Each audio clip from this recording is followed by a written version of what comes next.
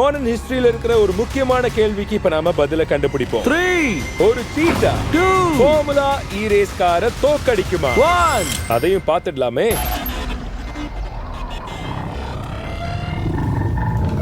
கோ! எப்பா என்ன வேகம்!